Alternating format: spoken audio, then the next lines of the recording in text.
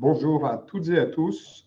Bienvenue dans cette première webconférence de l'année 2026 organisée par le groupe Mascar. C'est un grand plaisir de vous savoir connectés si nombreux ce matin. Alors, au nom de toutes nos équipes, je vous adresse nos meilleurs vœux de bonne santé et de réussite dans tous vos projets pour cette année qui s'ouvre. Alors, en ce début d'année 2026, le grand sujet qui prime, c'est la géopolitique et la polarisation des blocs économiques qui est en cours. Alors, on constate clairement que ce que cherche Donald Trump avec ses différentes actions internationales, c'est bien de contrer la Chine pour assurer la suprématie américaine. L'énergie et les matières premières sont au cœur des plans stratégiques des grands blocs. 2026 est aussi l'année de vérité pour l'intelligence artificielle. Les entreprises ont fait la course en tête dans ces derniers mois et leur valorisation est aujourd'hui très élevée. Donc la question centrale pour cette année sur les marchés sera de savoir si les gains de productivité promis par l'intelligence artificielle vont être confirmés ou pas et quelle puissance va asseoir sa suprématie. Et dans ce contexte de révolution technologique et de lutte entre les grandes puissances internationales, la France est un peu à la peine avec, comme vous le savez, une instabilité politique et fiscale qui inquiète. Alors, nous n'allons pas aborder aujourd'hui la loi de finances 2026 qui devrait normalement être promulguée dans la journée. On ne manquera pas de revenir vers vous ultérieurement sur ce sujet très important dans la gestion d'un patrimoine.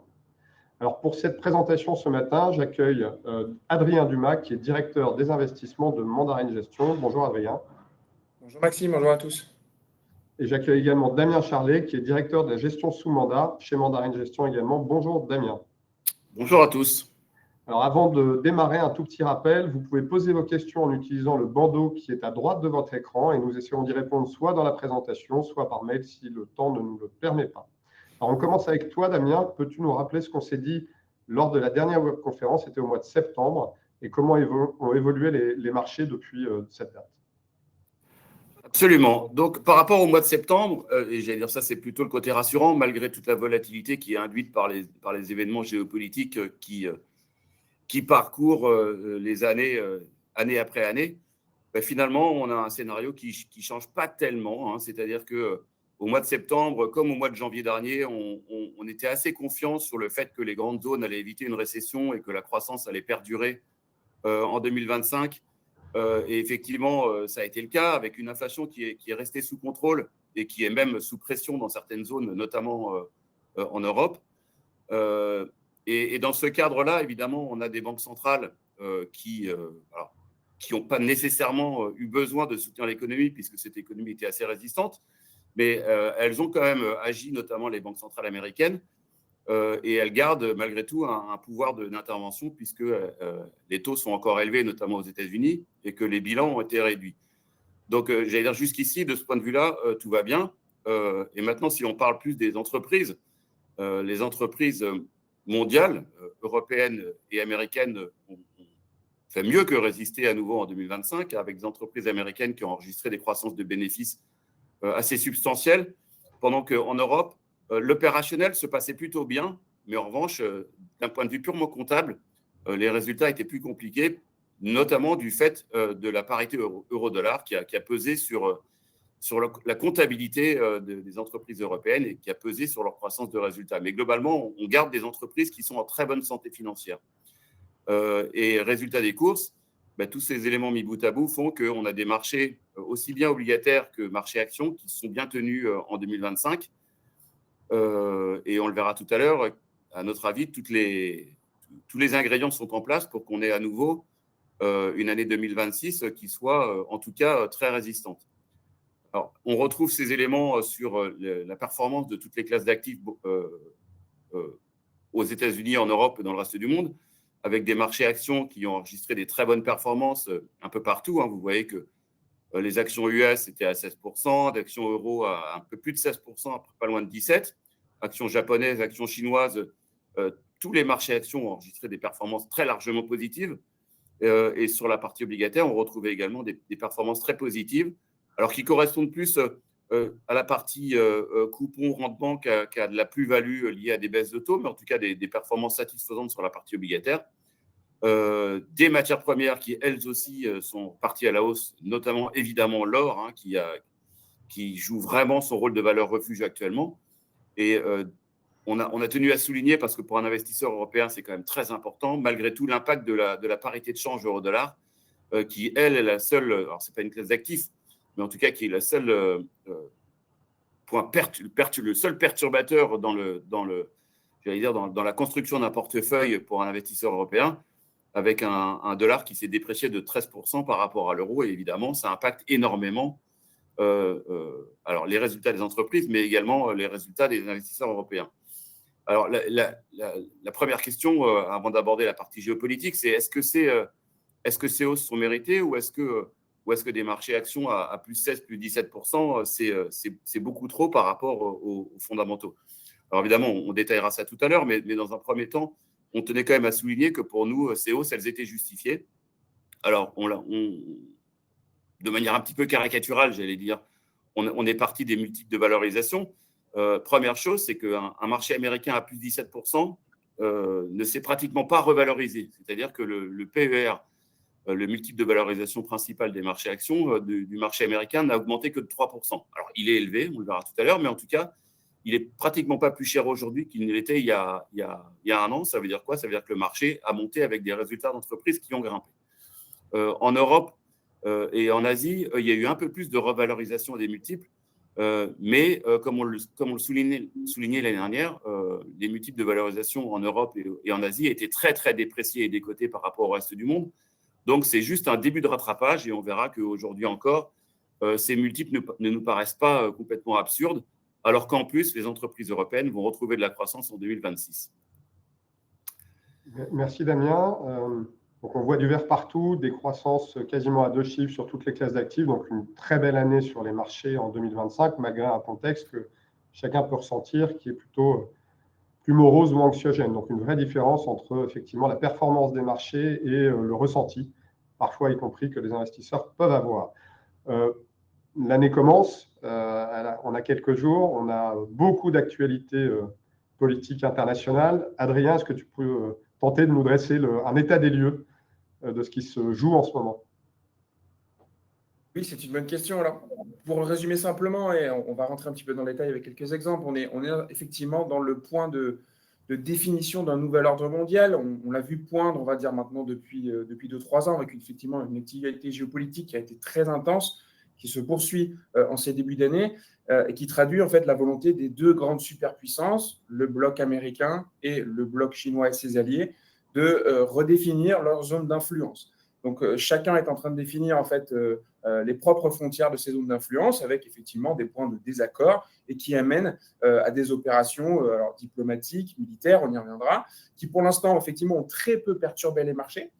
Puisque les conséquences économiques en fait, de ces mouvements géopolitiques, pour l'instant, restent sans grand impact. Mais évidemment, ce sont des éléments qu'il faut continuer de surveiller. Et puis, on verra qui ont des conséquences après, effectivement, sur les zones d'affrontement économique, en fait, de ces deux grandes superpuissances. Alors, on a beaucoup parlé du Venezuela en fin d'année dernière, qui est une bonne illustration de la volonté des États-Unis de garder, j'allais dire, leur zone d'influence sur le bloc de l'Amérique latine, puisque le Venezuela avait eu tendance ces dernières années à beaucoup s'ouvrir aux partenaires économiques chinois. Et dans le cas de la doctrine Monroe, cette doctrine américaine qui a maintenant plus de 120 ans, les États-Unis ont remis de l'ordre avec l'idée de réintégrer le Venezuela dans une zone d'influence purement américaine, avec un objectif aussi stratégique lié au fait que le Venezuela détient aujourd'hui, d'après les estimations, de l'ordre de 18% des réserves de pétrole mondiales. Donc, c'est un alignement entre une redéfinition d'une zone d'influence géopolitique et des intérêts stratégiques, notamment sur des matières premières clés pour que ces deux grandes superpuissances défendent leur autonomie stratégique. Le sujet du moment, c'est le Groenland. On a essayé de revenir sur ce sujet de deux points de vue avec deux graphiques. Le premier, c'est que le Groenland est un sujet important pour les États-Unis, puisque quand vous vous mettez d'un point de vue géographique au point du pôle Nord, c'est la représentation que vous avez à gauche, en fait, le Groenland est directement sur la ligne entre Washington et Moscou. Donc, c'est une zone territoriale assez importante en termes, là encore, de zone d'influence, notamment parce qu'on le sait, les Russes ont beaucoup progressé dans la zone arctique vers le pôle Nord, et donc les Américains considèrent que le Groenland est un territoire stratégique important. D'autant que, c'est ce que vous retrouvez sur la partie droite, le Groenland est un sol extrêmement riche en matières premières énergétiques et minières.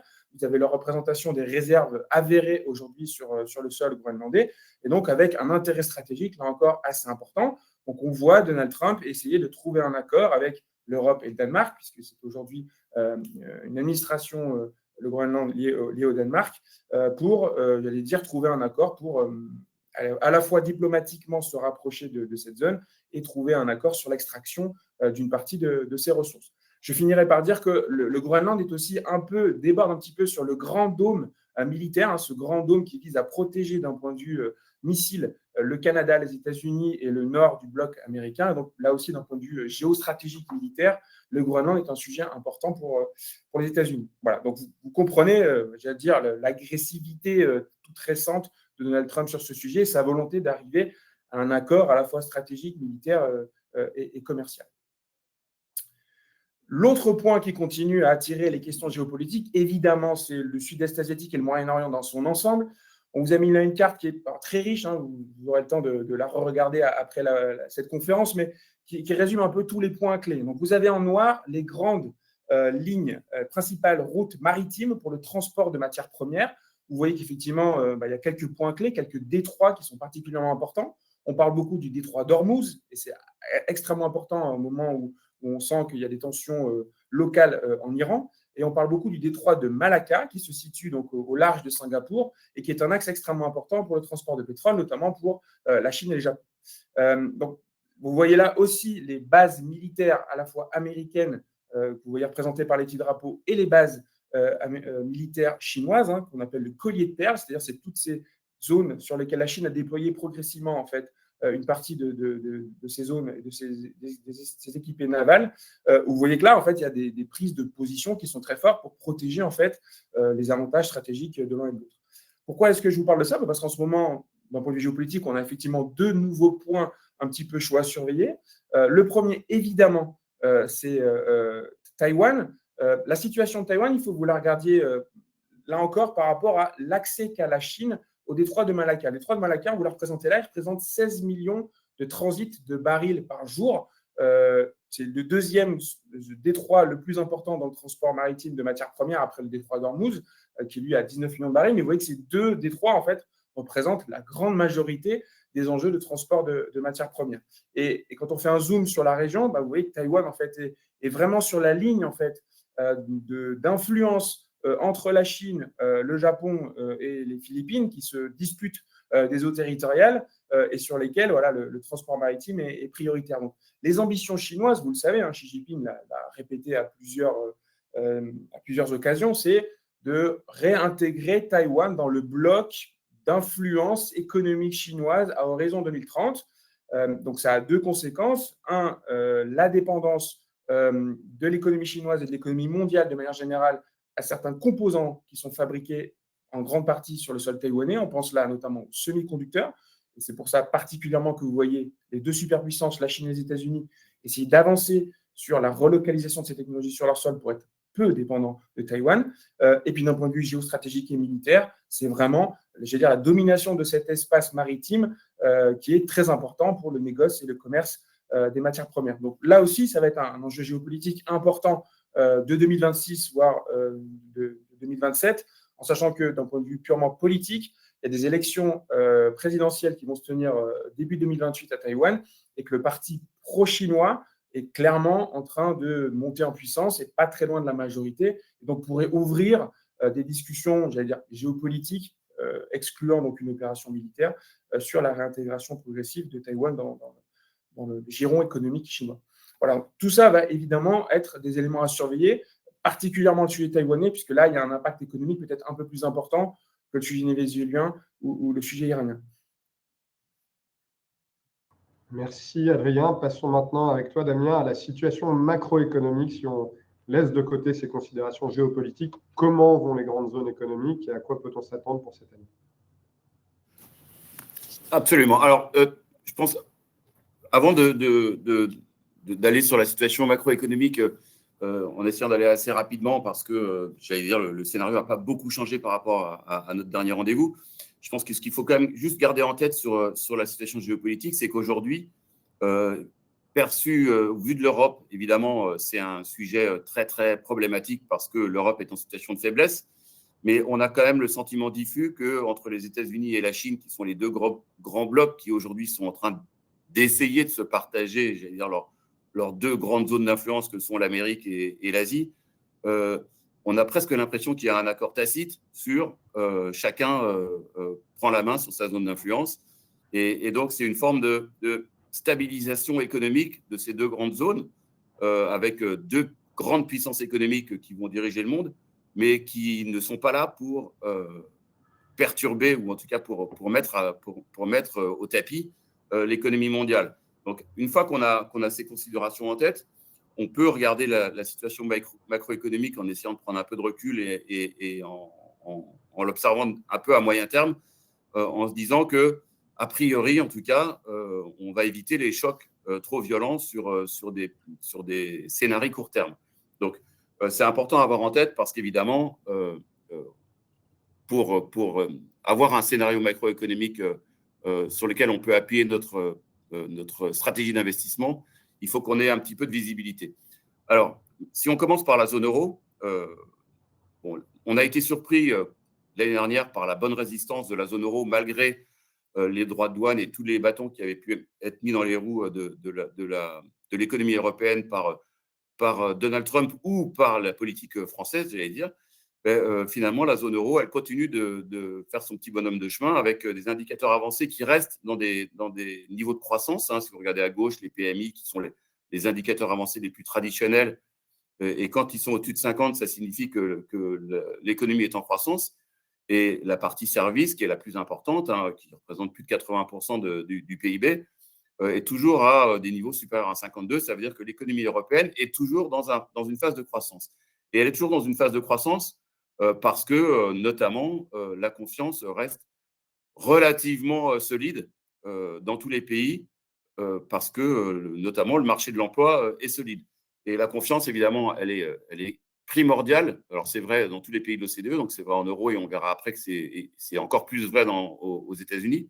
Mais la confiance en zone euro, elle reste à des niveaux relativement élevés. Alors, vous voyez que sur le graphique de droite, que le dernier de la classe, c'est la France, mais avec des niveaux de confiance qui sont à peu près au même niveau qu'en sortie de crise Covid et d'inflation. Donc, on n'est pas sur un écroulement de la confiance. Et cette confiance, elle tient bien parce que, comme je l'ai mentionné, le marché de l'emploi reste assez solide avec des taux de chômage qui sont en zone euro au plus bas historique. Alors, on a un léger rebond en France, mais en tout cas, au niveau européen, on est sur un plus bas historique. Et ça se retrouve dans des niveaux de salaire qui sont assez satisfaisants, avec des hausses de salaire qui, aujourd'hui, sont à 1,8%. Alors, sur le graphique de gauche, là, vous avez la prévision de la BCE qui prévoit que les salaires vont remonter en 2026. Bon, nous, ça nous paraît un petit peu optimiste. Mais en tout cas, même si on reste sur des niveaux d'augmentation salariale de 1,8 ou 2%, ça permet de rester sur des niveaux qui ne provoquent pas de perte de pouvoir d'achat du salarié européen, puisque l'inflation dans toute la zone est autour de 2%, même un peu moins, 1,9%. Et que dans certains pays comme la France, on est même à 0,7%. Donc, même en France, il y a des gains de pouvoir d'achat parce que les hausses de salaire restent encore supérieures au niveau de l'inflation. Donc, ça permet de soutenir une consommation à des niveaux relativement solides. Vous voyez que les derniers chiffres de vente au détail à droite restent là aussi suffisants pour assurer la croissance de la zone euro, puisqu'on est encore sur des niveaux positifs et assez nettement positifs. On est à plus de 2% de hausse des ventes au détail. Alors là, évidemment, on parle de ventes au détail en volume. Donc, on est bien sur de la croissance d'activité en valeur absolue et non pas de la croissance d'activité en valeur. Donc, à partir de là, tant que l'activité de consommation liée à la consommation tient, normalement, on ne devrait pas avoir de mauvaises surprises sur la croissance économique européenne. Et on a repris le même tableau que celui que vous avez présenté au mois de septembre, qui montre que finalement, en 2025, on a une croissance européenne qui a plutôt bien tenu, alors avec des disparités assez fortes entre les différents pays. Toujours une Espagne qui va avoir une croissance extrêmement dynamique à pratiquement 3%, et une Allemagne qui retrouve du positif, mais qui n'est pas loin de zéro. Alors, mais l'Allemagne qui était quand même en décroissance sur les 2 dernières années. Donc, on a tous les pays aujourd'hui qui sont en croissance, et ce, malgré des déficits budgétaires qui, en dehors de la France, ont été réduits. Donc, qui dit réduction du déficit budgétaire dit aussi vent contraire sur la croissance économique. Donc, dans tous les pays, en tout cas dans tous les gros pays de la zone euro, on est maintenant sur des déficits budgétaires qui sont inférieurs à 3% et qui n'ont pas empêché pour autant les croissances économiques en zone euro de rester assez solides. Et en 2026, les prévisions, c'est qu'on aura une croissance économique qui restera assez solide et un peu plus homogène dans la plupart des pays, c'est-à-dire qu'on va retrouver des niveaux de croissance qui seront aux alentours de 1% un peu partout, même en France. Et les hypothèses de base sur ces scénarios économiques, c'est un marché de l'emploi qui tient, une inflation qui reste autour de 2% et une consommation qui reste assez solide, et assez solide malgré des taux d'épargne qui sont encore très élevés, hein, notamment en France où on est à 18% de taux d'épargne, donc c'est des niveaux qui sont élevés et qui pourtant sont là encore pas vraiment des moteurs de consommation. Mais au final, on a des prévisions sur la zone euro qui sont assez solides et finalement qui ont eu assez peu de volatilité l'année dernière. Donc, pas d'inquiétude outre mesure sur la zone euro tant que le marché de l'emploi tient et tant que la consommation tient. Si on en vient maintenant aux États-Unis, alors ça fait déjà pas mal de mois qu'on se pose des questions sur la croissance américaine, essentiellement du fait d'un ralentissement du marché de l'emploi et des créations d'emplois qui se dégradent. Alors, cette tendance, elle n'a pas changé depuis 4 mois, c'est-à-dire qu'on est toujours sur des créations d'emplois qui se réduisent, hein. On est même sur des créations d'emplois qui sont maintenant assez faibles, sur une moyenne de 3 mois depuis l'été dernier, et donc des créations d'emplois qui ne sont pas loin d'être à zéro, hein. Alors, et malgré ça, on a une économie américaine qui a continué de croître sur un rythme très élevé, hein, puisqu'on était à plus de 4% au troisième trimestre et qu'on devrait avoir un quatrième trimestre qui serait encore en croissance très élevée. Et la particularité donc, de l'économie américaine en ce moment, c'est qu'on a une croissance qui est très élevée avec très peu de création d'emplois. Et la raison de ce phénomène, c'est que il y a peu d'embauches, mais il y a très peu de licenciements. Et en plus, on a un réservoir de main-d'œuvre qui se réduit parce que Donald Trump a renvoyé chez eux un certain nombre de travailleurs, ce qui fait que la réserve de main-d'œuvre est moins élevée. Donc, on a besoin de moins de création d'emplois pour maintenir un taux de chômage bas. Et le taux de chômage, il reste très bas aux États-Unis, puisqu'on est encore à 4,4%. Donc, finalement, on a moins de création d'emplois, mais on a un marché de l'emploi qui reste relativement sain, avec des hausses de salaire qui, là aussi, permettent aux salariés américains de gagner du pouvoir d'achat. Donc, vu qu'on a, comme en Europe, des salaires qui, en réel, progressent, donc niveau de progression des salaires moins niveau d'inflation qui reste supérieur à zéro, ben, on a une consommation qui se tient bien.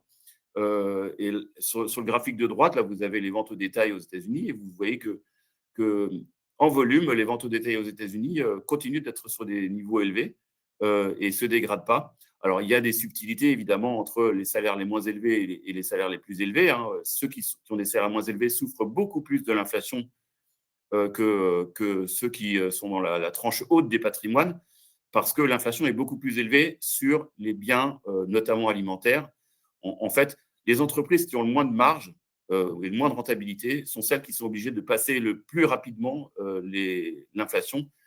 Et évidemment, dans ces entreprises-là, on retrouve l'alimentaire. Donc, quand vous importez vos pommes d'un pays qui a des droits de douane, vous êtes obligé de retransmettre les droits de douane sur vos pommes. Et les salariés les moins riches souffrent beaucoup, et c'est la raison pour laquelle la popularité de Donald Trump se dégrade auprès de ses votants historiques. Et c'est aussi la raison pour laquelle, avec l'approche des élections de mi-mandat à la fin de cette année, on pourrait avoir aussi des gros efforts faits par Donald Trump en faveur du pouvoir d'achat. Et on a déjà vu d'ailleurs quelques mesures.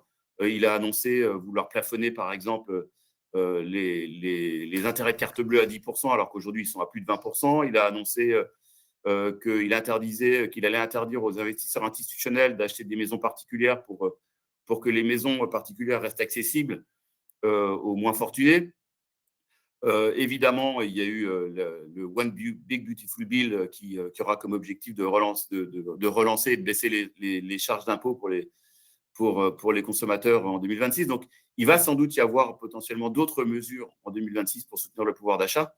Et donc, on a bon espoir que la consommation tienne bien et dans un contexte où, malgré tout, mais en fait, l'économie tient bien. Et d'ailleurs, le Beige Book qui retransmet un peu le sentiment de toutes les banques centrales régionales aux États-Unis et qui a été publié cette semaine dit bien que l'activité sur le mois écoulé a été en rebond et que cette activité a été dynamique dans la plupart des régions américaines. Donc, l'économie américaine, malgré des questions qui se posent sur le secteur de l'emploi, continue de montrer qu'elle est en croissance.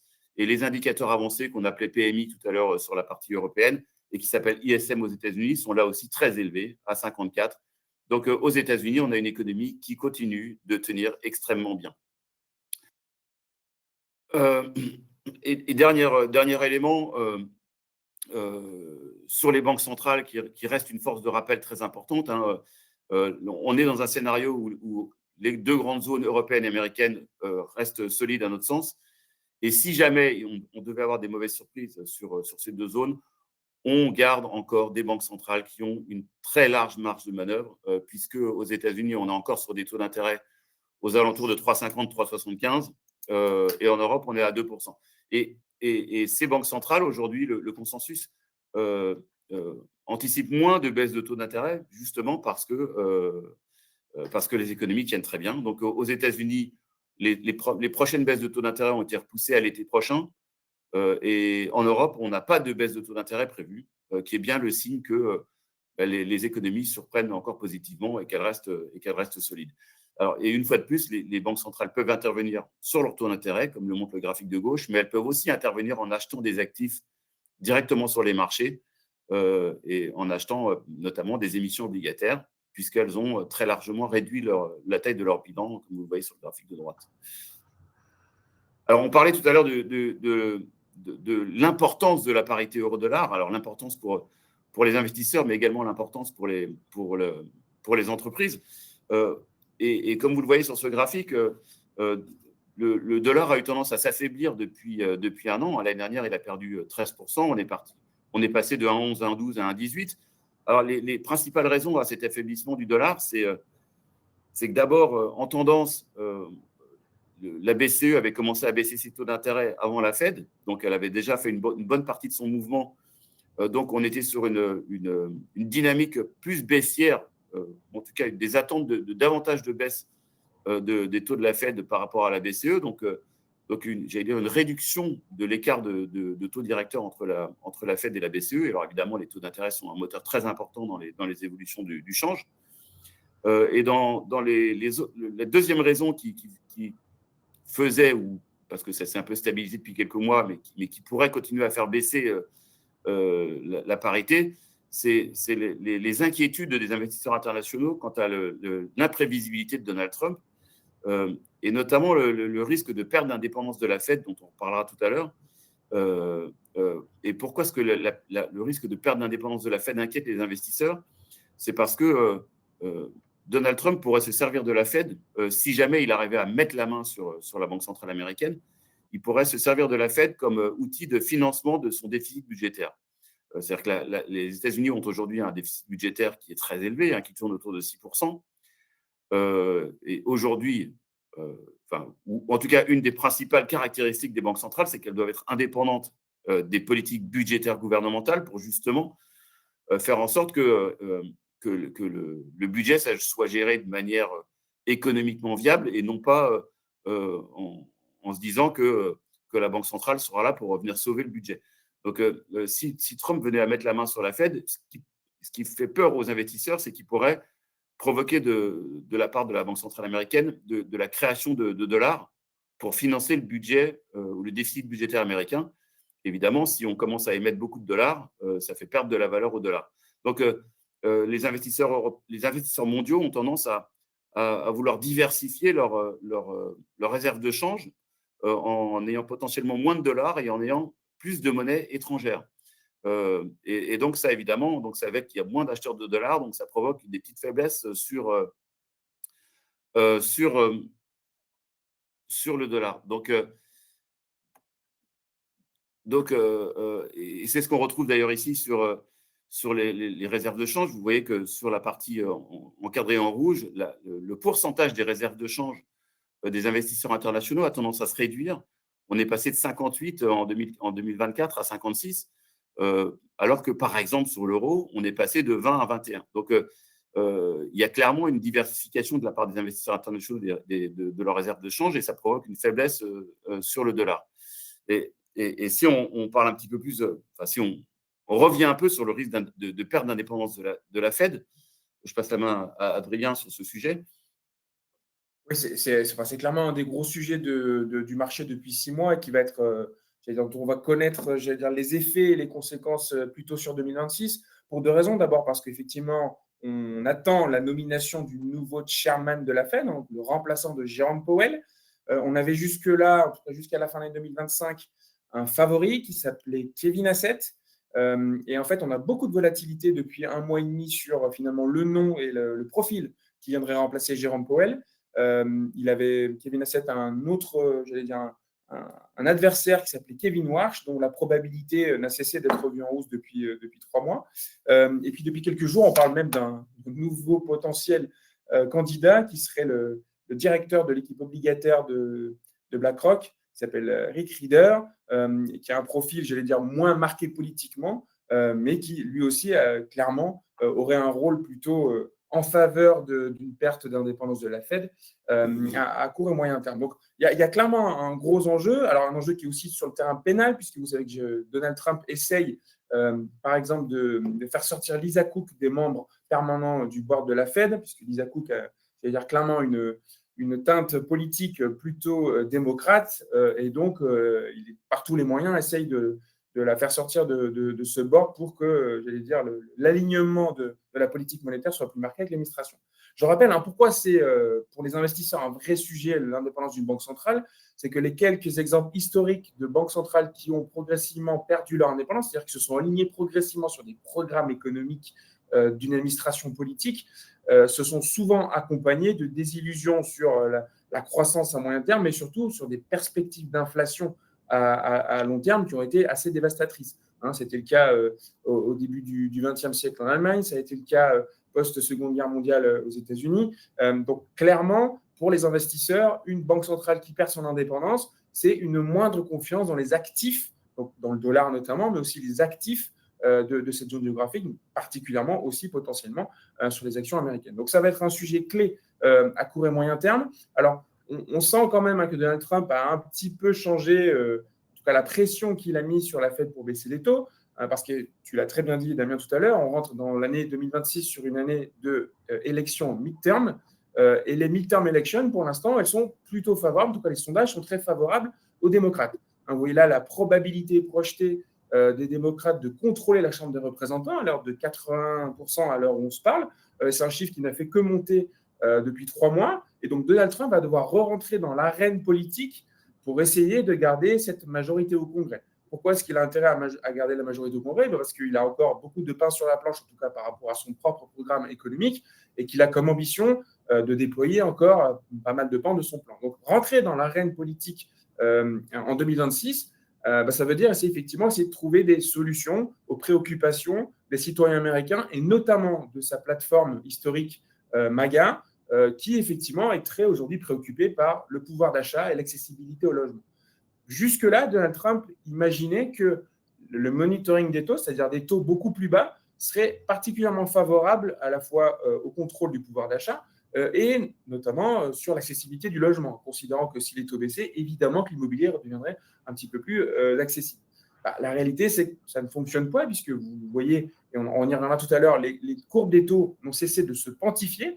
Donc, les taux courts qui sont très administrés sont effectivement plutôt bas, mais les taux 10 ans et surtout les taux longs ont continué à se quantifier. Donc, comme traditionnellement, quand vous vous endettez pour acheter l'immobilier, vous endettez plutôt à long terme, les taux mortgage, les taux pour acheter l'immobilier n'ont cessé de progresser. Donc, ne répondent pas, n'ont pas d'effet effectivement sur cet vrai enjeu d'accessibilité au logement pour la population américaine. Donc, voilà, vous voyez que l'équilibre est compliqué. On a clairement une volonté de poursuivre la baisse de taux. On a une économie américaine qui tient quand même plutôt bien, qui ne dicterait pas forcément au taux de continuer à baisser. Et on a une volonté d'emprise du pouvoir politique sur cet organe monétaire qu'est la Fed pour essayer d'influencer sa trajectoire. Donc ça met quand même effectivement beaucoup de volatilité, beaucoup d'imprédictibilité. Et pour les investisseurs internationaux, des doutes, ou en tout cas une moindre volonté d'investir en actifs américains, je le redis, que ce soit le dollar ou les actifs cotés, la dette ou les actions américaines. Ça se traduit d'ailleurs par la recherche d'autres actifs qui font office d'actifs de réserve. Et le parcours de l'or, on en a parlé tout à l'heure, plus de 60% de hausse l'année dernière, il est en partie lié à cette volonté des investisseurs internationaux de se dédollariser, donc de prendre moins de risques par rapport aux réserves et aux actifs américains, notamment au dollar, et de trouver et d'investir dans des actifs, j'allais dire, plus tangibles, avec une valeur de réserve peut-être moins volatile. Et l'or a clairement fait office de refuge l'année dernière. On l'a vu à la fois en termes d'achat par les banques centrales non américaines, notamment les banques centrales émergentes qui ont beaucoup acheté d'or. La banque centrale chinoise vient de passer de quasiment 3% de son bilan en or à plus de 6%, donc elle a doublé son exposition et visiblement elle continue à être un acheteur naturel d'or, même dans les niveaux actuels, et avec clairement la volonté aussi, on y reviendra sur cette volonté géostratégique d'être moins acheteuse naturelle de dollars et de dette américaine. Et puis vous avez un peu eu la même dynamique sur les crypto-monnaies, particulièrement le Bitcoin, qui a été beaucoup proposé comme une alternative, une solution de diversification par rapport aux actifs traditionnels et notamment au dollar, qui a un petit peu moins marché. C'est ce qu'on voulait quand même vous rappeler là avec les cadres rouges, c'est-à-dire que la diversification, la décorrélation des crypto-monnaies a été moins importante ou en tout cas moins évidente. C'est-à-dire à chaque fois que les actifs risqués américains, ce qu'on représente là avec le S&P, ont été bousculés, ont été sous pression, finalement, les crypto-monnaies ont un peu suivi le même mouvement. D'ailleurs, aujourd'hui, pour la majorité des investisseurs, les crypto-monnaies sont plutôt vues comme un indicateur de volonté de prise de risque, plutôt comme un actif de réserve qui serait très diversifiant ou très décorrélant par rapport aux actifs cotés et aux actifs risqués. Donc, voilà, évidemment, c'est une caractérisation, en tout cas l'appétit pour l'or, de ces questions sur le monde tel qu'on l'a connu depuis la Seconde Guerre mondiale, depuis Bretton Woods, avec le dollar comme, j'allais dire, jalon mondial de réserve. Clairement, là aussi, on a une bascule sur cet ordre mondial et sur le fait que le dollar est en train de perdre son leadership d'un point de vue géostratégique, mais aussi d'un point de vue valeur économique. Peut-être le dernier bloc dont on n'a pas encore parlé, c'est la Chine. Alors on en a parlé d'un point de vue géostratégique et on y reviendra notamment quand on va parler d'intelligence artificielle. Mais l'économie chinoise a traversé finalement 2025 sans grands à-coups. On attendait une croissance économique entre 4,5 et 5 et visiblement les statistiques corroborent ce point. On a des prévisions pour l'année prochaine qui sont à peu près du même ordre, de l'ordre de 4,5 de croissance. Il y a des points satisfaisants. Les premiers, c'est que l'économie chinoise a réussi à réorienter une partie de son outil de production et de ses exportations des États-Unis vers les autres zones, puisque, comme vous le savez, les barrières douanières sont venues lourdement impacter la capacité des entreprises chinoises à exporter sur le sol américain. Et donc, les entreprises chinoises ont dû trouver d'autres débouchés. C'est clairement au cœur du plan quinquennal chinois qui est en place maintenant depuis 3 mois et donc qui va se projeter sur les 5 prochaines années.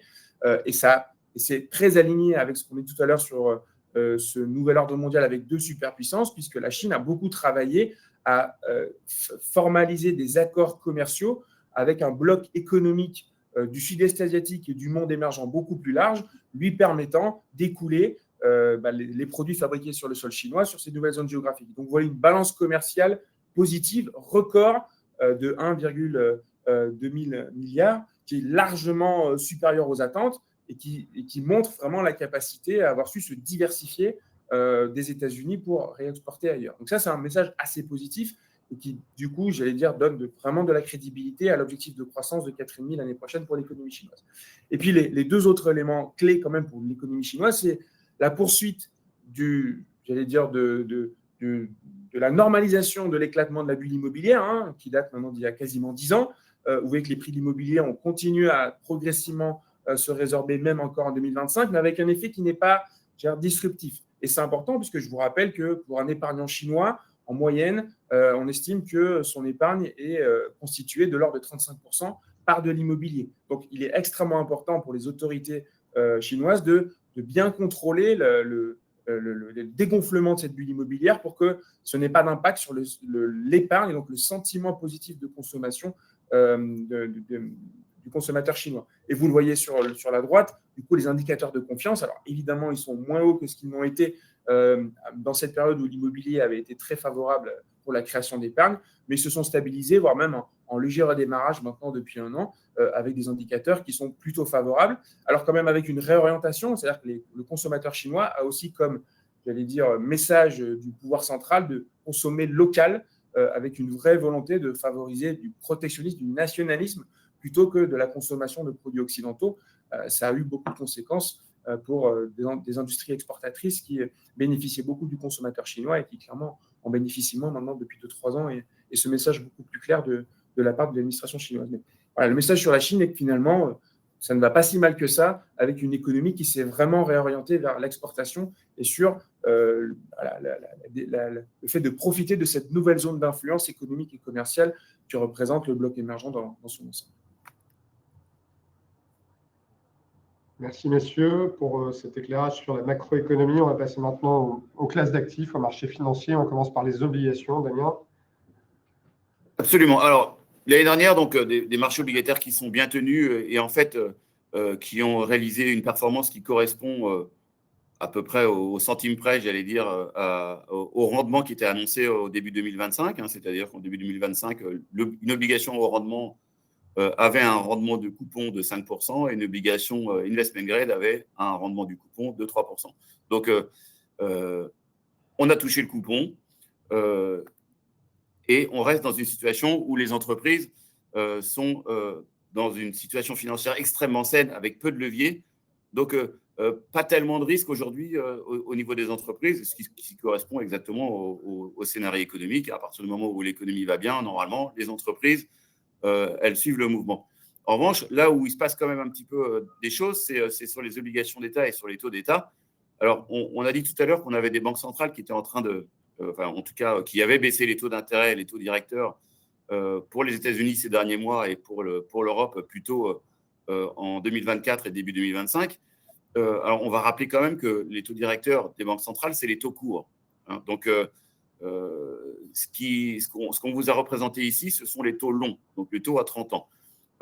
Et donc, les taux courts ont eu tendance à baisser, parallèlement aux baisses de taux décidées par les banques centrales. En revanche, les taux longs sont toujours sur une pente ascendante. Et c'est un peu la problématique qu'évoquait Adrien en parlant de l'immobilier et des taux américains, c'est que on a des taux longs qui, un peu partout, sont à la hausse. Alors là, c'est le 30 ans, donc on a vraiment pris la partie très longue de la courbe, mais si on regarde le taux à 10 ans, alors on ne peut pas dire qu'il monte moins que ça, mais en tout cas, il ne baisse pas.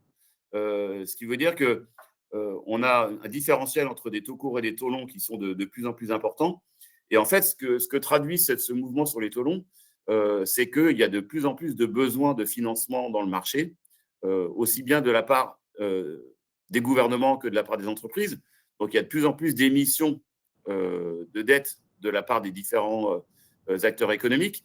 Et donc, ça devient plus compliqué pour les investisseurs d'absorber toutes les émissions de dettes. Donc, évidemment, comme il y a de plus en plus de vendeurs et de moins en moins, et la même quantité d'acheteurs, les prix montent. Et donc, on a des taux d'intérêt un peu partout dans le monde qui sont en train de se tendre sur la partie longue. Alors, aujourd'hui, ce n'est pas particulièrement un problème. Je veux dire, le taux à 10 ans, si on revient plutôt sur du taux à 10 ans, pour la France ou pour l'Allemagne, sont pas loin d'être au plus haut, mais ils n'ont pas dépassé les plus hauts de ces derniers mois. Donc, on est sur des taux qui sont tout à fait encore gérables par la plupart des pays occidentaux. Mais clairement, c'est un sujet qu'on va devoir surveiller très attentivement parce qu'il ne faudrait pas que les taux d'intérêt continuent leur hausse parce qu'avec des États qui sont toujours endettés et qui continuent d'émettre davantage de dettes, évidemment, quand les taux montent, ça veut dire que leur taux moyen d'endettement grimpe aussi et donc que leur charge financière grimpe. Mais en tout cas, au niveau marché obligataire, pour l'instant, donc ça, c'est une problématique, j'allais dire, purement État. Au niveau entreprise, les taux d'intérêt continuent de baisser, hein, parce que les entreprises s'endettent rarement au-delà de 10 ans. Hein, donc, elles sont sur des franges ou des durations de taux d'intérêt qui sont stables pour la partie sans risque, pendant que la prime de risque qui leur est demandée n'arrête pas de baisser. Hein, alors, le taux d'intérêt d'une entreprise, c'est ce qu'on considère comme étant le taux sans risque, c'est-à-dire le taux des États, plus la prime de risque qui est demandée pour prêter à un investisseur privé. Et cette prime de risque qu'on a illustrée par les primes de risque des obligations à haut rendement européen sur la partie gauche, et vous voyez qu'elle a fait que de baisser et qu'aujourd'hui, elle est à 2,66, c'est-à-dire 2,7% en gros. Donc, ça veut dire qu'on ajoute 2,7% au taux sans risque pour obtenir le niveau moyen d'endettement d'une entreprise européenne. Et vous voyez que ce taux, il n'est pas loin d'être au plus bas. Alors, il est au plus bas.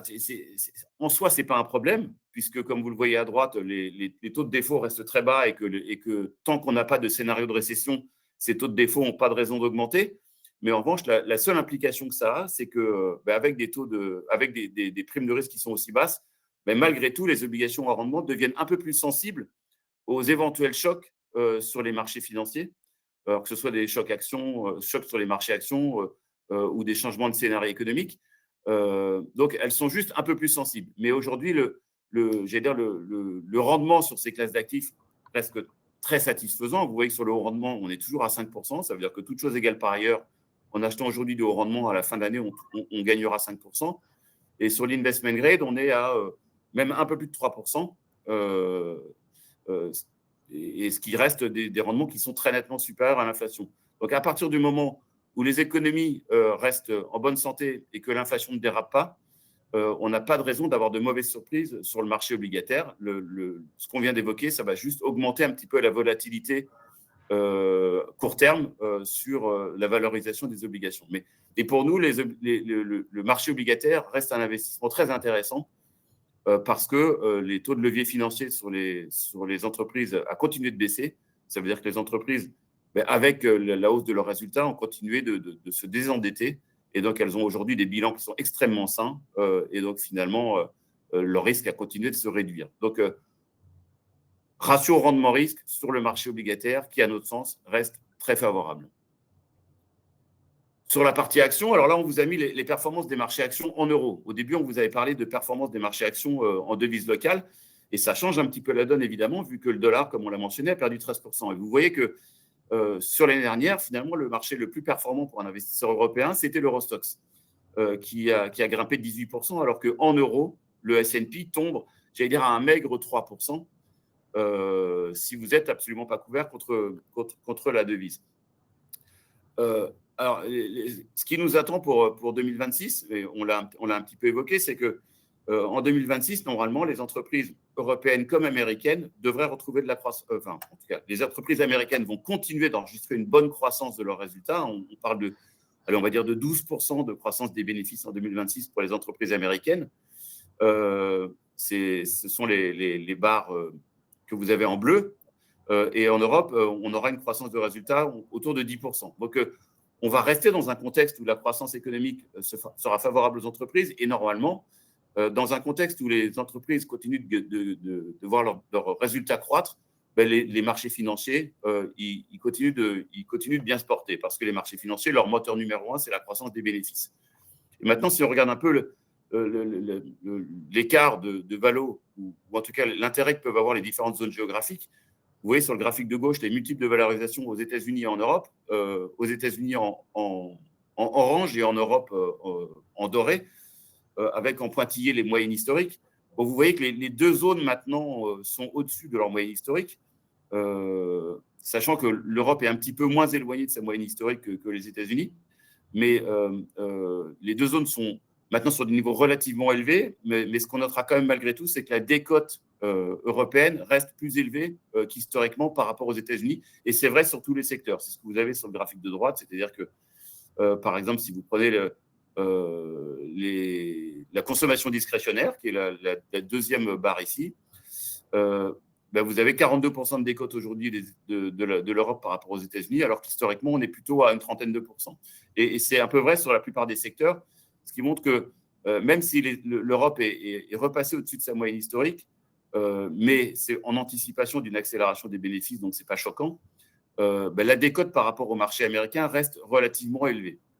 Ce qui signifie que le marché européen garde quand même de l'intérêt, même avec des secousses géopolitiques, il garde de l'intérêt par rapport au marché américain, qui lui est très tiré par les valeurs d'intelligence artificielle. Et ça, c'est un élément qui va rester extrêmement important dans la stratégie d'investissement en 2026. Oui, tout à fait. Hein. Les fondamentaux, on vient de le dire, sont très solides. On a de la croissance de BPA visible et des niveaux de valorisation qui sont certes plutôt sur la tranche haute, mais pas sur des niveaux d'alerte. Le sujet de construction de portefeuille, effectivement, c'est le risque de concentration. Ce qu'on a matérialisé ici, c'est-à-dire que le poids en fait, de la thématique de l'intelligence artificielle devient très majoritaire en fait, sur certaines zones géographiques et particulièrement aux États-Unis. C'est-à-dire qu'on vous parle souvent des 7 magnifiques, les 7 grands leaders de la technologie américaine qui représentent de l'ordre de 20 à 25% des indices, du secteur de la technologie que vous retrouvez à droite qui représente maintenant quasiment 30% du principal indice américain que le S&P 500. Mais la réalité, c'est que la thématique de l'intelligence artificielle va au-delà de ces valeurs, puisque l'IA est en train de se déployer physiquement dans plein d'autres secteurs, avec des conséquences positives en termes de dynamique de croissance sur plusieurs secteurs. On va parler là de la construction, puisque le déploiement de l'IA nécessite des centres de données. On va parler là de la production d'énergie, puisque les data centers demandent énormément d'électricité. On va parler de l'industrie, puisque l'IA est en train de se déployer physiquement par des robots dans les secteurs industriels. Donc, en fait, la thématique de l'IA, aujourd'hui, se déploie et offre une dynamique de croissance sur beaucoup de secteurs. On estime, et c'est le chiffre que vous avez ici, que 67% du résultat des entreprises du S&P 500, donc du plus grand indice américain, sont corrélés de près ou de loin à la thématique de l'intelligence artificielle. Donc, ça veut dire qu'être investi sur les marchés américains, ça veut dire qu'il faut avoir une confiance dans la poursuite du déploiement de la thématique de l'intelligence artificielle. Alors, on ne vous passe pas aujourd'hui un message négatif sur la thématique de l'IA, ce n'est pas ça l'objectif, mais le message, c'est attention, quand vous investissez sur le marché américain, en fait, vous êtes quand même très corrélé et très dépendant d'une thématique et de la poursuite de cette dynamique. En sachant que cette dynamique, elle peut être contrariée par plusieurs choses, par des limites physiques. On a eu beaucoup de questions sur des goulots d'étranglement liés au déploiement de l'intelligence artificielle, sur son financement, puisque le déploiement de l'IA nécessite aussi beaucoup de capitaux. Ce sont beaucoup d'investissements physiques. On a eu beaucoup de débats, et je pense que vous avez beaucoup entendu parler du titre Oracle et du cas d'Oracle, qui est une entreprise qui doit beaucoup investir et sur lesquels les marchés financiers sont devenus un peu exigeants, se sont même inquiétés de son niveau d'endettement. Et puis, on a surtout une vraie, j'allais dire, nouvelle bataille géostratégique entre la Chine et les États-Unis pour que le leadership sur cette technologie soit maîtrisé des deux côtés. Donc, avec des disruptions technologiques certainement encore à venir, il ne vous aura pas échappé, par exemple, que Google, qui était très en retard il y a encore un an sur cette thématique, est aujourd'hui celui qui propose le modèle le plus pertinent, qui s'appelle Gemini 3.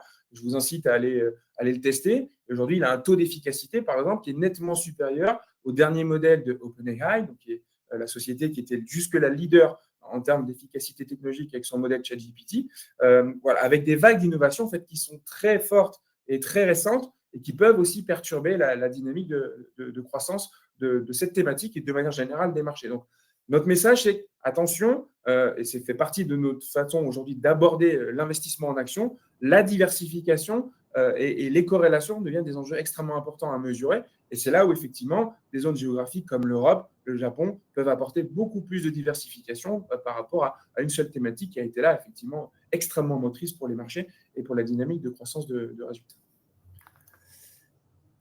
Et c'est ce qu'on retrouve d'ailleurs sur ce graphique-là, c'est-à-dire que depuis quelques semaines, les valeurs d'intelligence artificielle, alors elles ne baissent pas, mais en tout cas, elles progressent plus.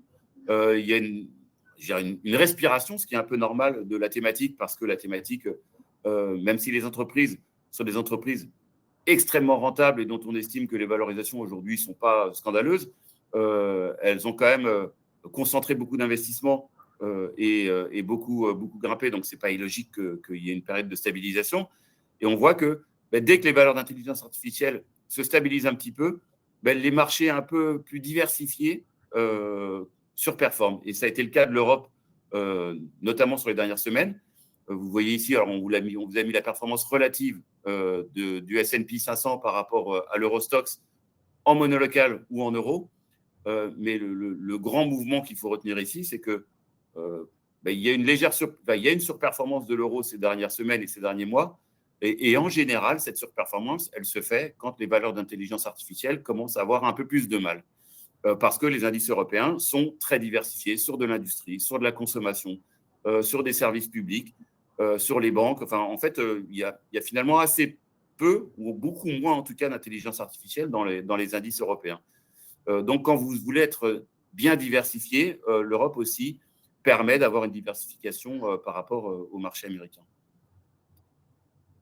Et dernière chose sur laquelle on voulait mettre l'accent, c'est les marchés émergents, dont on parle peut-être un petit peu moins fréquemment. Les marchés émergents ont eu une très bonne performance l'année dernière, notamment les marchés chinois. Alors, ils partaient de niveaux de valorisation qui étaient extrêmement faibles, hein, donc il y a eu un rattrapage sur les valorisations. Mais ce qu'on voulait souligner également, c'est que les pays émergents aujourd'hui sont dans une dynamique qui aussi est favorable. Alors, une dynamique économique, hein, alors évidemment avec des pays qui ont des croissances. Alors, la Chine, c'est un peu moins vrai, mais si vous regardez l'Inde, par exemple, qui évidemment est dans le panier des pays émergents, vous avez une croissance économique à 7% et vous avez un marché qui, lui, pour le coup, n'a pas fait grand-chose l'année dernière et qui pourrait repartir en 2026. Et vous avez une zone économique d'une manière générale qui retrouve de la croissance et qui bénéficie d'un dollar qui s'affaiblit, hein, ce qui est très important, parce que c'est des pays qui sont très importateurs de certaines matières premières et notamment de pétrole. Donc, quand le dollar s'affaiblit, ça les arrange. Et en plus, qu'ils sont endettés en dollars, donc ça les arrange doublement. Et le dernier élément, c'est que ce sont des zones où la dynamique de taux directeur est à la baisse. C'est-à-dire qu'on attend encore beaucoup de baisse de taux d'intérêt de la part des banques centrales des pays émergents. Et ça, évidemment, ça pourrait être favorable au marché financier des pays émergents. Alors, on mentionnera par exemple le Brésil, hein, qui commence à voir son inflation rentrer un peu dans le rang et qui a des taux d'intérêt qui sont à plus de 12%, des taux directeurs qui sont à plus de 12%. Donc, avec des taux réels qui sont à plus de 8%, donc des taux extrêmement élevés et qui pourraient prendre le chemin de la baisse sur ces taux d'intérêt.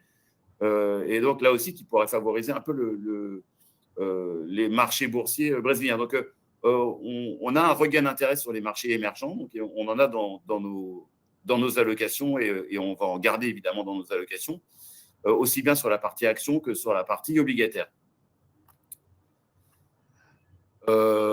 Dernière thématique, mais qu'on avait déjà évoquée et on va directement à la synthèse et aux questions, c'est les moyennes valeurs. Moyennes valeurs dont on espère qu'elles vont confirmer leur début de retour en forme en 2025. Vous voyez qu'en Europe, même si le rebond n'a pas été à la hauteur de nos espérances, j'allais dire, en tout cas, la situation s'est bien stabilisée. Et on notera qu'aux États-Unis, depuis le début de l'année, en revanche, la thématique des moyennes valeurs, et peut-être que c'est aussi une conséquence de la volonté de diversification en dehors un petit peu des valeurs d'intelligence artificielle, aux États-Unis, on a des indices de moyenne valeur qui ont très, très largement surperformé, avec un Russell 2000, par exemple, qui a pratiquement 8% de croissance pendant que le Nasdaq est à plus 2. Donc, thématique des moyennes valeurs pourrait, j'allais dire, se retrouver ou confirmer un regain d'intérêt en 2026. Et donc, la synthèse de tout ça, je pense que vous l'avez bien compris, c'est que on n'est pas particulièrement inquiet sur la situation macroéconomique mondiale, hein, avec des grandes zones qui finalement résistent très bien parce que les marchés de l'emploi sont solides et que les salariés gardent un pouvoir d'achat en amélioration. Tout ça se retrouve dans des bénéfices d'entreprises qui progressent et qui devraient soutenir les marchés financiers. Et tout ça dans un contexte où l'inflation est plutôt sous pression en Europe et stabilisée et sous contrôle aux États-Unis. Donc, un contexte économique, si jamais la géopolitique ne vient pas perturber tout ce bel ensemble, un contexte macroéconomique qui devrait nous donner encore un contexte assez favorable pour les marchés financiers en 2026. Donc, on va passer maintenant aux questions.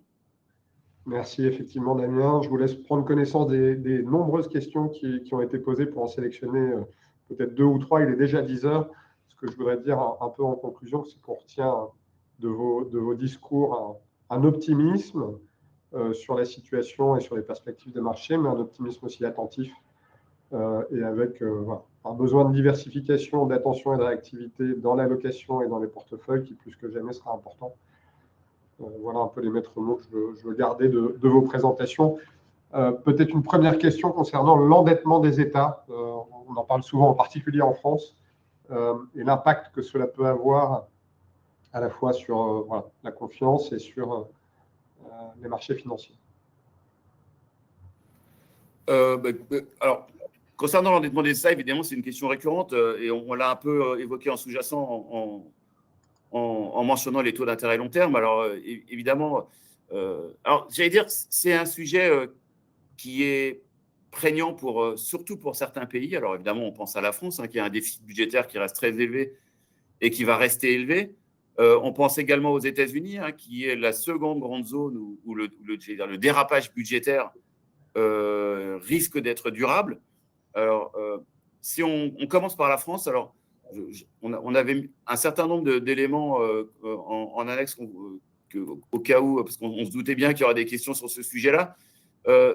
Alors oui, il y a un sujet de déficit budgétaire sur la France, mais si on regarde concrètement aujourd'hui ce qui se passe sur les émissions de dette et est-ce que les émissions de dette françaises sont en risque aujourd'hui, la réponse c'est non.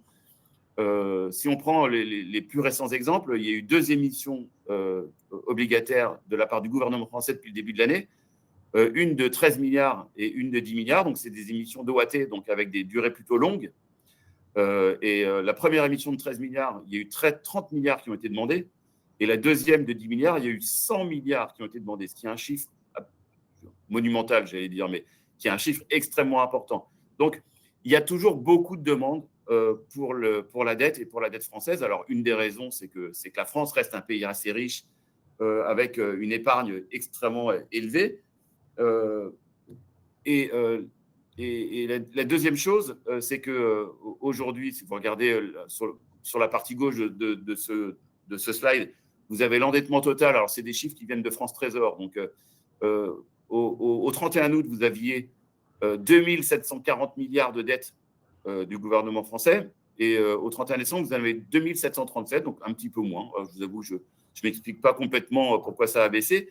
Mais ce qui est le plus important, c'est de regarder le taux moyen d'endettement. Et vous voyez que l'année dernière, on était à 3,1% en taux moyen d'endettement et aujourd'hui, on est à 3,1 avec 0,02% d'écart. Donc, l'impact de la hausse des taux d'intérêt actuels sur le niveau moyen d'endettement de la France est relativement faible. Donc, la douleur va être progressive.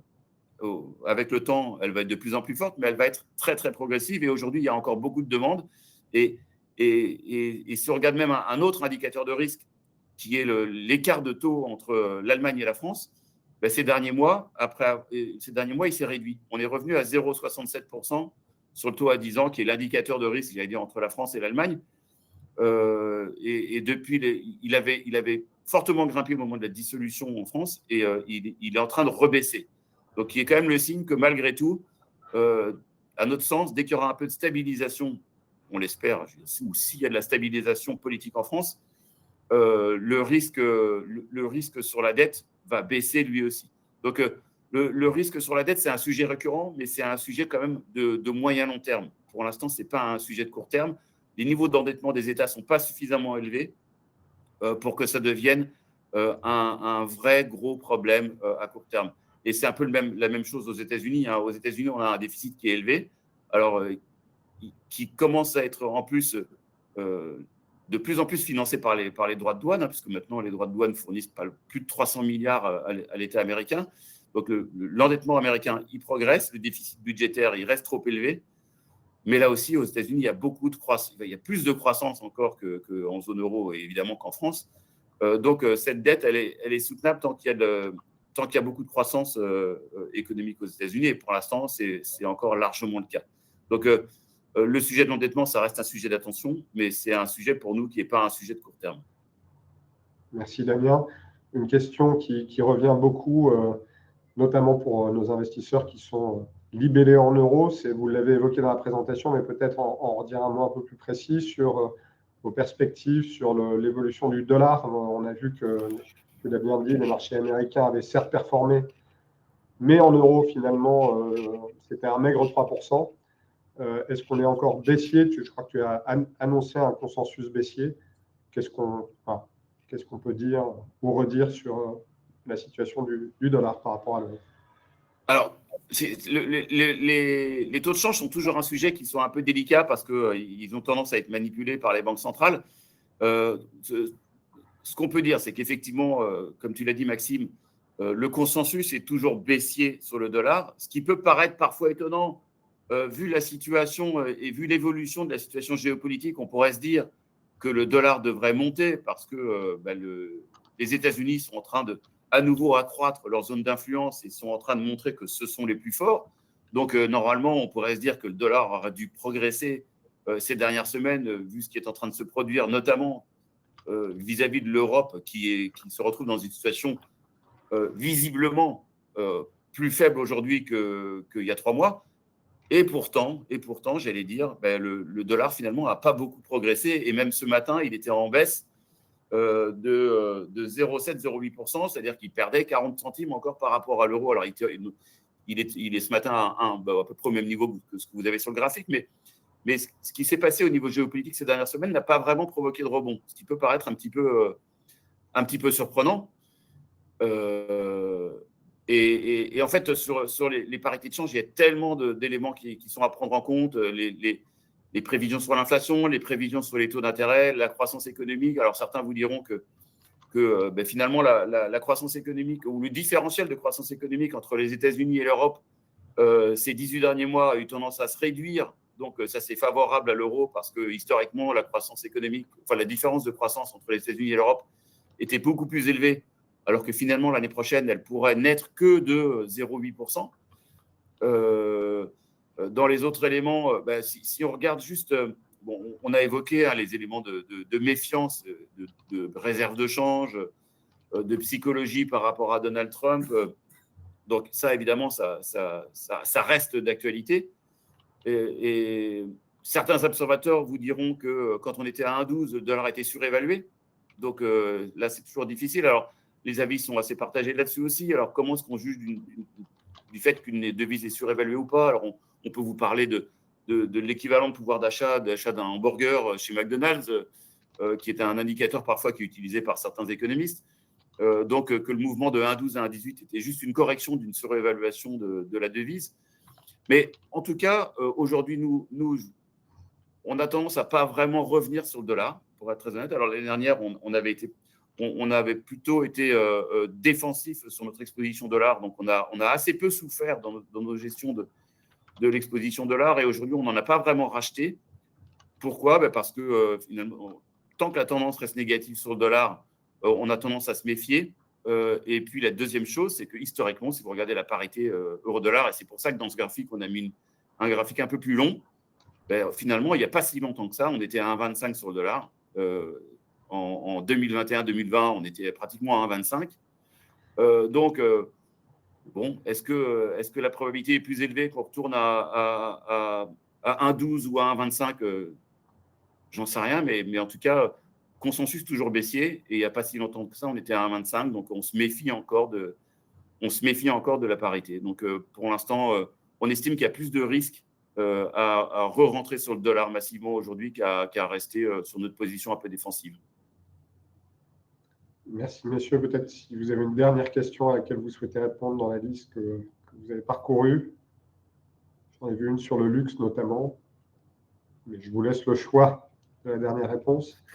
Oui, effectivement, il y a une question sur notre vision sur le secteur du luxe. Vous le voyez, c'est un secteur qui reste assez chahuté. Je l'ai dit tout à l'heure, la préoccupation du Parti communiste chinois, c'est sa notion de prospérité commune.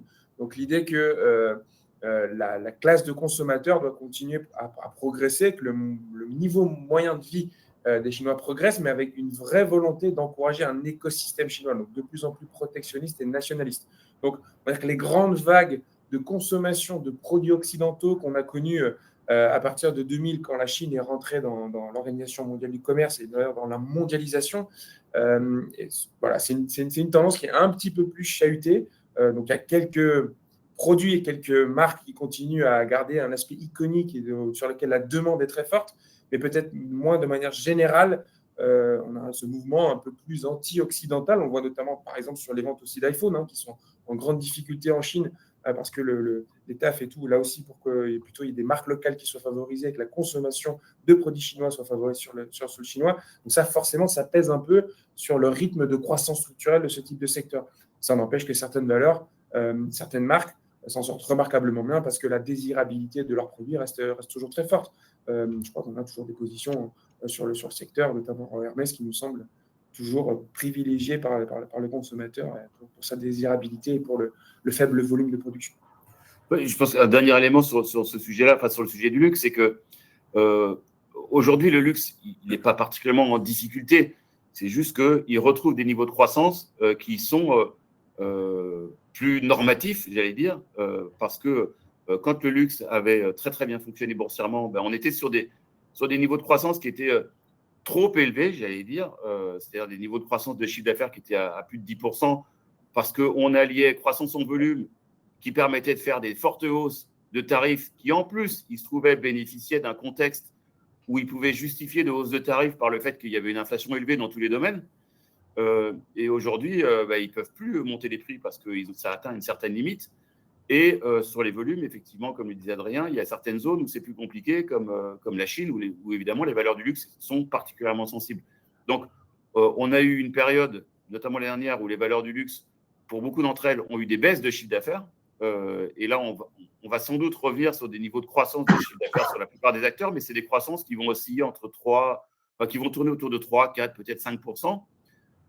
Donc, c'est normal que les valorisations qui avaient atteint des multiples de 35 reviennent sur des niveaux plus conformes aussi à des croissances qui sont moins élevées. Donc, des multiples de valorisation à 24, 25.